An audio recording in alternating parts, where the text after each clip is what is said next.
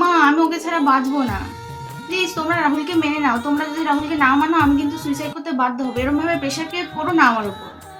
তুমি বাবাকে একটু বোঝাও, আমি ওকেই বিয়ে করব। আমি বলেছি আমি রাহুলকে বিয়ে করব, রাহুলকেই বিয়ে করব।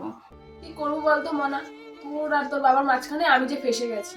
তোর বাবা তো সেদিনকে তাই বলছিল যে একটা বন্ধুর ছেলে রয়েছে, ছেলেটা ভালো, বাড়িঘর সবকিছু ভালো, ছেলেটা নতুন চাকরি পেয়েছে, তাও আবার সরকারি চাকরি পেয়েছে, বয়সকালে পেনশন পাবে। তোর বাবা তো ওর জন্যই বলছিল যে সম্বন্ধটা যদি এগিয়ে রাখতাম তাহলে হয়তো ভালো হতো।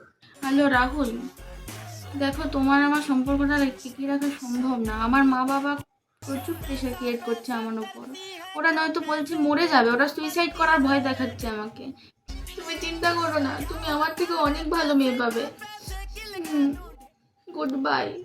মা চলো বিয়ে জোগাড় করো, শপিং করবো চলো।